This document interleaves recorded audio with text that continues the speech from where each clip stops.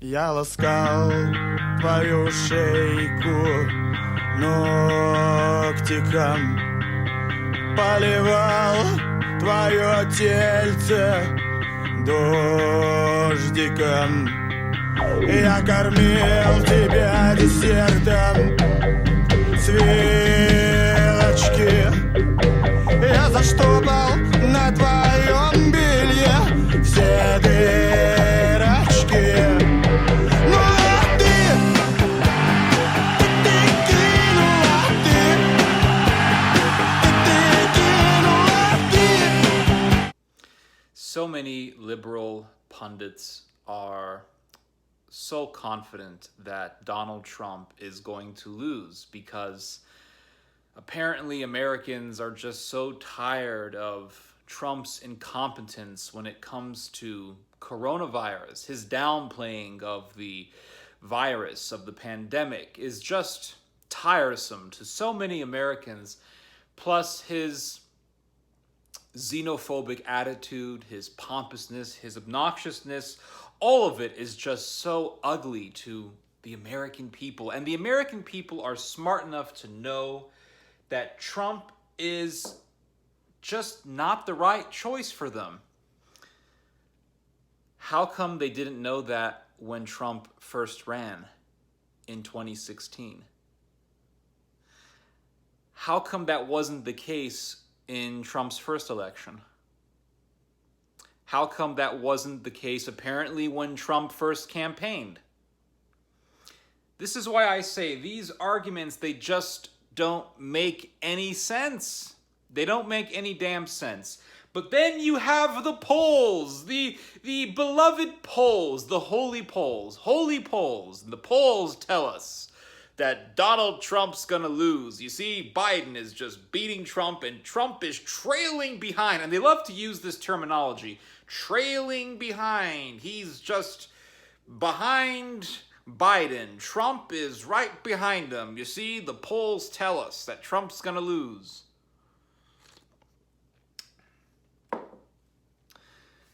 Trump is generally behind Biden in the polls, generally speaking. But how come Trump is still within striking distance of beating Biden in the polls? How come Trump is still within that margin of error that would signify that the polling data really isn't as trustworthy as they want us to think it is? And you would think after COVID, the pandemic, after Trump has been downplaying it, after over 250,000 Americans have been killed by coronavirus, you would think with such a disastrous presidency that Biden would be just dominating, but he's not. The liberals, the way they are talking, they make it seem that Trump has been so disastrous, Trump has been such a joke, he has been so incompetent. Well, the American people aren't going to vote for him this time. No, it's just impossible. It's not going to happen. But yet, how could a president with such a quote-unquote, single quote-unquote, disastrous presidency still be not too far off from Biden in the polls? You would think that he would just be getting destroyed in the polls, but he's not. Yeah, Biden is winning in the polls, generally speaking, but it's not by a landslide. You would think it would be by a landslide with the way that the liberal media is portraying Trump, that he, has such a disastrous presidency, but that's not the case. You see, this is why I say we shouldn't put so much trust on polls. And here's the thing. Trump is now beating Biden in the polls in the state of Florida. And Florida was one of the hardest hit states by coronavirus. It has been one of the most devastated states by coronavirus. And yet, Trump is winning in that state. But you would think after with the effects of the pandemic, the consequences of the pandemic, they would say, you know what, we're going to vote for the other guy because, we was devastated by COVID and coronavirus and the Chinese virus. But it's not the case. This is why I say Trump's going to win. And all of these people, these liberal, snobby pundits, these presumptuous pundits who think that they're so intelligent. The polls. We put all of our trust on the polls. The only polls that, well, I'm going to say a bad joke, but the only polls that a lot of politicians like to talk about are the polls at the strip joints that they like to attend. And we all know that they do that. Both Republicans and Democrats do that. Come on now.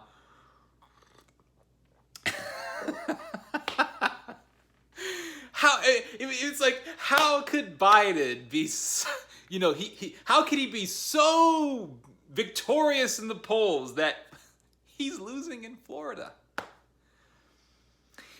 And the people who believe that Trump is going to lose, either they're dishonest or they really don't understand the American people. You see, I understand the American people.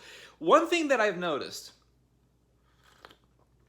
is that people who come from immigrant backgrounds understand the American people more so than Americans whose families have been living here for generations. And I'm not saying this in a condescending way. I'm not saying this in a way I'm not saying this with a superiority complex. It's just a mere observation. For example, the people who say, Trump's is gonna lose and this and that, these people are generally Americans who, whose family has been living here for generations and generations, right? As far back as the Irish potato famine, or maybe as far back as the Mayflower, when the Puritans settled here. But if you look at people who say Trump's gonna win, a lot of these people are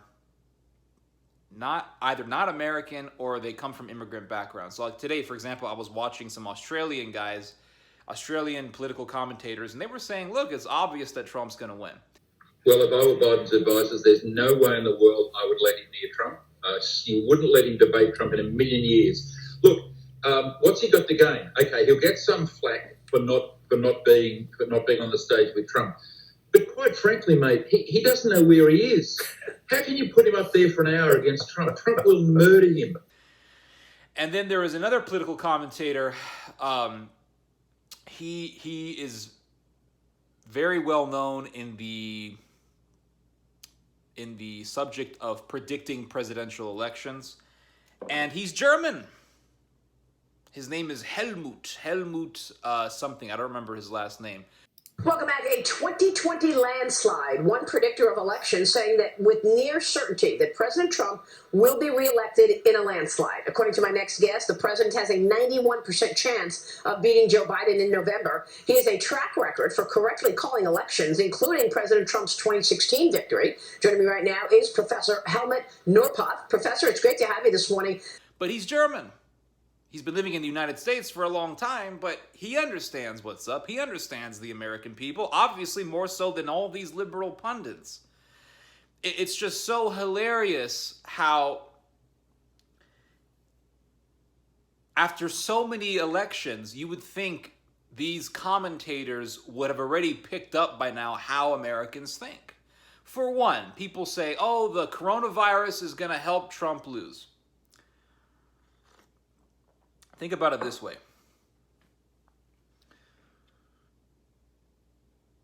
You take Americans and you force them into their homes. You imprison them, essentially. You say, you have to stay home. You can only leave the house if you have to go grocery shopping or if you want to buy your medicine or whatever. So you essentially imprison them. You want to go out to eat? Well, you can only do curbside pickup. Oh, and you can order your food at home, but that's just not as exciting as actually eating at a restaurant, because part of eating at a restaurant is enjoying the atmosphere. You know, the feeling of being outside of your house is 50% of what makes a restaurant enjoyable. But you can't do that now because of COVID, and we really care about your safety. So you imprison Americans in their homes. You force them to stay home all the time. And at first they think, well, it's not so bad, right? And then a month passes. Anxiety starts to creep in. That savings account that you have, it's starting to disappear. It's starting to reduce pretty significantly. You're running out of money. Well, I really want to go back to work. Well, you can't, because if you do, you could get COVID. Well, it has a 99.9 survivability rate. Well, it doesn't matter, because you could kill your grandparents. You could kill your parents. And you don't want to have that on your conscience, do you? So you should stay home. So people start losing their jobs. Massive amounts of unemployment. You have entire businesses that are destroyed. Restaurants that have been here for decades, gone, out of business. And life isn't the same. You know, you want to go trick-or-treating or whatever. Well, that's going to be difficult. Kids got to wear a mask. That's going to suck. Christmas shopping may not be the same as it always has been. The entire traditional American way of life has been devastated by this microscopic ball that we call COVID.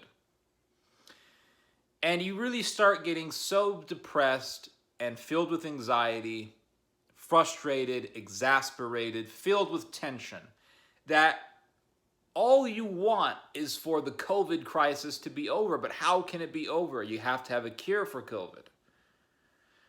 So then you're looking at the presidential elections, and you see one guy who says, well, we need to continue to have stronger measures against COVID. But then you got another guy, and he says, I'm going to end this shutdown. I'm going to end this lockdown. My competition, the other guy, he wants to shut down the whole country. If you vote for him, if you get him in office, he's going to imprison you even longer in your homes. I'm going to free you. Oh, and by the way, that cure for COVID that we're all waiting for, I got it.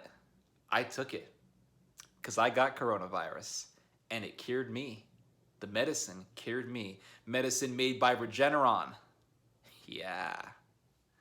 They gave me the medicine. They gave me the cure. I got the antidote. I got the whole thing. I'm the full package. And all these desperate Americans, miserable, frustrated from the months and months of lockdown, well, who are they going to vote for? They're going to vote for Biden, who's just going to continue to imprison them in their own homes? Or are they going to vote for the other guy who says, hey, not only do we have the cure for COVID, I had COVID, and this medicine cured me. Who's going to win? Who's going to win that battle?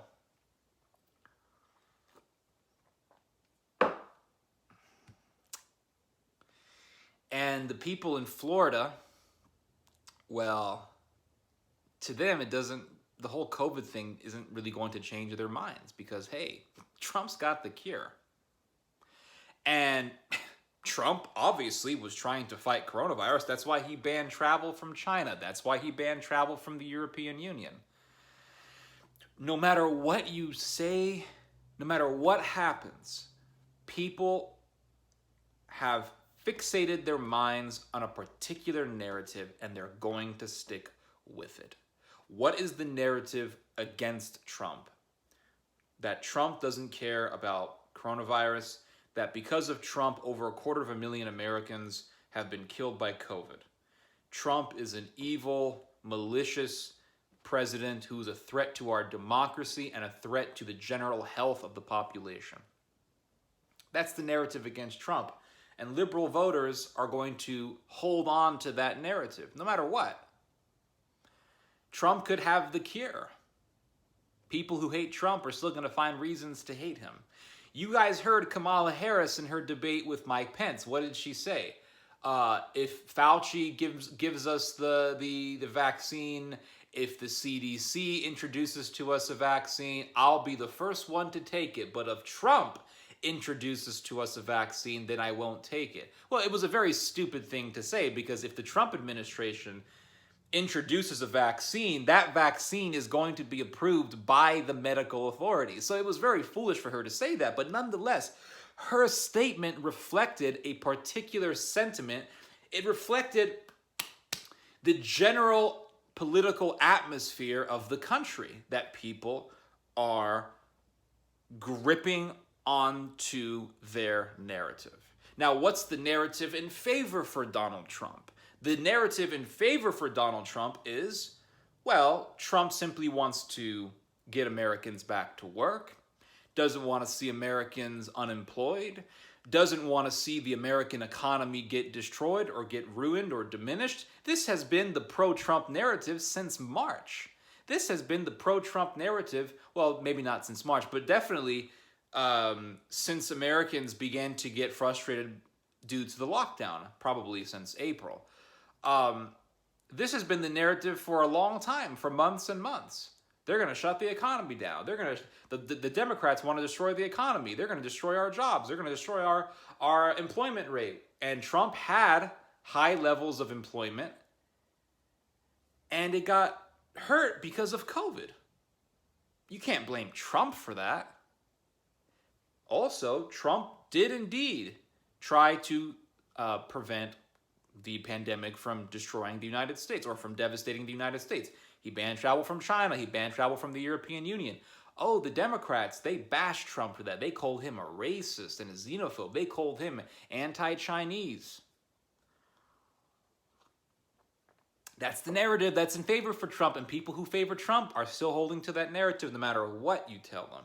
You could give them all sorts of arguments that may disprove their position. It doesn't freaking matter. So that is what's happening. You can sit there and reference polls all you want. Doesn't change the fact that Trump is still within striking distance of beating Biden in the polls. And you would think that after all of this anti-Trump propaganda from the media, from the mainstream media, that Trump would be losing terribly in the polls, but he's not. And that's the thing. The biggest issues for Americans when it comes to voting are three things.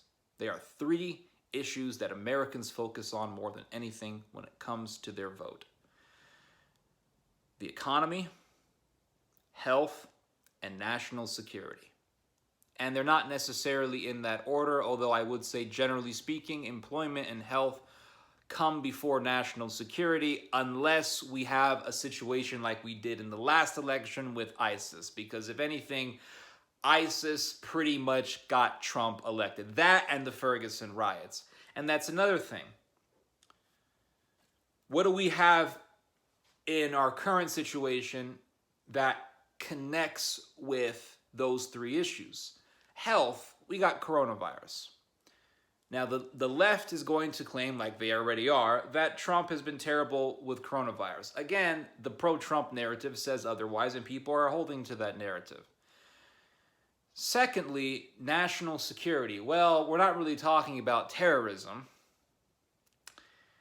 but we are talking about law and order. Law and order is, after COVID, law and order is the biggest issue. You know, and going back to real quick, back to health, Trump says he's got the cure. That's helping him. And then with law and order, that's the second biggest issue. And what has accelerated that issue are all these riots that have been taking place since the George Floyd fiasco. This has been going on for months now. And Trump says, hey, Democrats are for anarchy. I'm for law and order. Look at all these lefties destroying property. I'm going to stop all this right now. Even though Trump could actually stop this right now, he could have stopped it. When the riots were at their peak, Trump could have stopped it. Just like George Bush Sr. stopped the riots that were happening in his during his administration. Trump could have stopped it, but he didn't. Why? Because it helps him politically. Vote for me. I'll stop these riots. Biden, if Biden wins, you're going to have more of this stuff. So the riots being prolonged, they began with George Floyd. They were prolonged by the Gerard Brooks situation. And then you had was it Gerard Brooks or Jamal Brooks? I don't remember. It was the Wendy's incident, the Brooks incident. You had that took place, and that was in Atlanta, Georgia. And then you had the Kenosha incident with Jacob Blake. And then you had the Breonna Taylor situation. So the riots were prolonged by these events, by the events that were subsequent to the George Floyd situation. And that benefited Trump. Why? Because one out of the three biggest issues that Americans focus on when it comes to voting is security. And then you have the economy. Well, the employment rate under Trump was good. And right now, the economy isn't hurting as badly as some people thought it would, although that may change in the near future. And if you're going to blame any sort of economic problems on Trump, the pro-Trump narrative is just going to respond by saying it's not Trump's fault. COVID's fault. China's fault. So on the three issues that everyone focuses on when it comes to the election, national security, health, and the economy, Trump has a very strong narrative that supports him as being someone who definitely adds a lot of benefit to these three subjects. So Trump really isn't all that in trouble. I just don't see it.